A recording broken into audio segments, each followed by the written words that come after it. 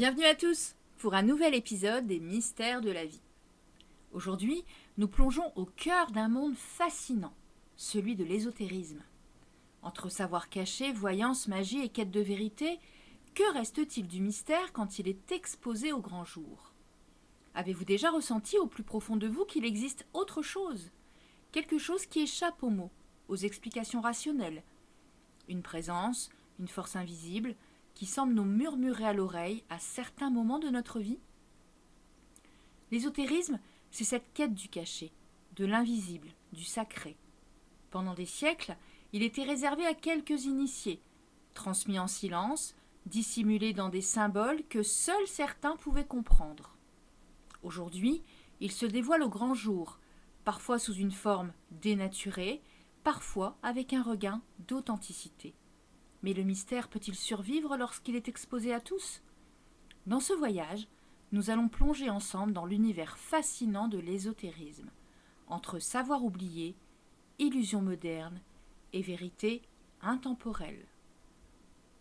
L'ésotérisme, un savoir perdu ou un trésor redécouvert? Le mot ésotérisme vient du grec ésotérikos, qui signifie intérieur. Il désignait autrefois des enseignements cachés, transmis uniquement aux initiés capables de les comprendre et de les respecter.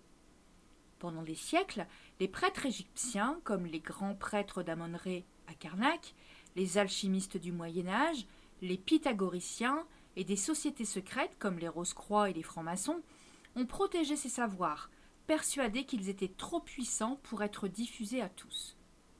Dans l'Égypte antique, les hiérophantes des temples de Thoth enseignaient aux scribes et aux prêtres les secrets de la création et des cycles cosmiques.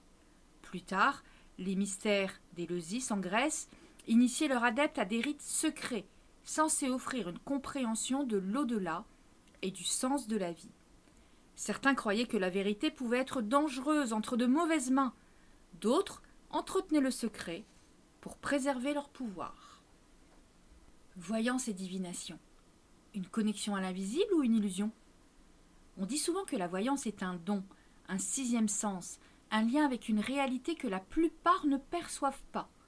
Mais est-ce une capacité réservée à quelques rares personnes ou une faculté que nous avons tous en nous en sommeil? Depuis des millénaires, la divination a été pratiquée sous différentes formes. L'astrologie, étudiée par les prêtres mésopotamiens qui lisaient le destin des rois dans les étoiles, la lecture des oracles, comme la Pythie de Delphes, qui recevait les messages des dieux dans les volutes de la fumée sacrée. Les runes et tarots, utilisés par les druides celtes et les mages médiévaux pour décrypter le présent et l'avenir. Lorsque nous tirons les cartes, écoutons notre intuition, observons les signes autour de nous. Ne sommes-nous pas simplement en train de nous reconnecter à une sagesse ancienne, enfouie en chacun de nous?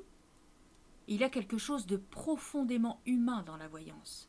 Ce n'est pas seulement voir l'avenir, c'est comprendre le présent, percevoir l'invisible, ressentir ce qui ne se dit pas.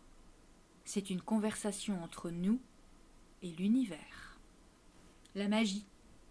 Une illusion ou une force bien réelle? La magie a toujours fasciné et effrayé. On la divise souvent en plusieurs catégories.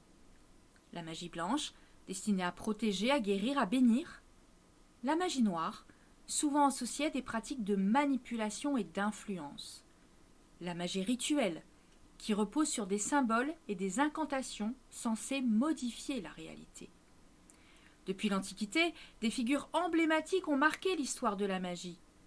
Hermès Trismégiste, l'auteur présumé des textes hermétiques, qui mêlent alchimie, magie et philosophie. Moïse, qui selon certaines traditions ésotériques aurait été initié au secret des prêtres égyptiens avant de recevoir les tables de la loi. Paracelse, médecin et alchimiste de la Renaissance, qui considérait la magie comme une science de l'énergie vitale. Le mot magie fait rêver, mais il effraie aussi. Il évoque à la fois la puissance et le danger, l'espoir et l'interdit. Mais si la magie existait réellement, serions-nous prêts à l'accepter? Depuis toujours, elle est pratiquée sous différentes formes, rituels, incantations, protection énergétique. Ce n'est pas une force surnaturelle, mais une manière d'agir sur le monde avec l'intention et la conscience. Et aujourd'hui, alors qu'elle devient une tendance, une mode sur les réseaux sociaux, que lui reste-t-il de sacré? Peut-on faire de la magie sans comprendre l'énergie qui la traverse? Quand l'ésotérisme et la science se rejoignent. Ce qui était autrefois considéré comme mystique trouve aujourd'hui un écho dans la science moderne. La physique quantique remet en question notre perception du réel et de l'influence de la conscience. L'effet placebo prouve que nos croyances influencent directement notre corps et notre esprit. Les expériences de mort imminente interrogent sur la nature même de la conscience et de l'au-delà. Finalement, la science et l'ésotérisme ne sont peut-être pas opposés, mais deux chemins qui mènent au même mystère. La fin du secret, mais pas du mystère. Aujourd'hui, l'ésotérisme est plus ouvert que jamais. C'est une chance pour certains qui peuvent enfin explorer ces connaissances sans passer par des cercles fermés, mais c'est aussi une perte pour d'autres, qui regrettent l'époque où ces pratiques étaient respectées, profondément comprises et transmises avec soin.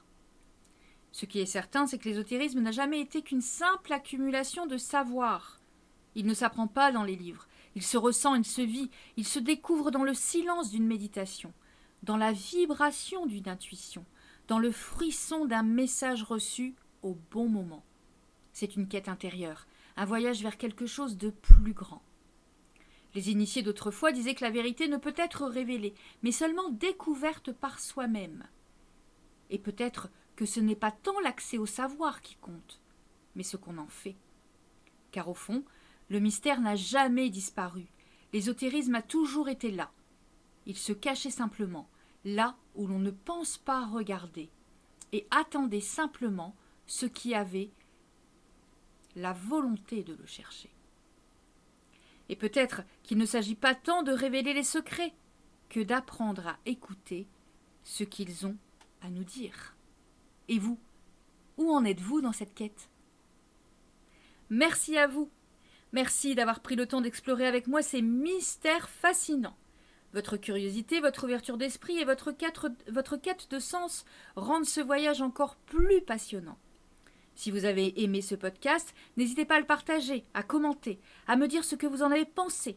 Chaque échange, chaque réflexion nous rapproche un peu plus de la vérité, ou du moins de notre propre vérité. À très bientôt pour un nouveau voyage dans les mystères de la vie, de la science, de la conscience et de l'au-delà. Je vous embrasse.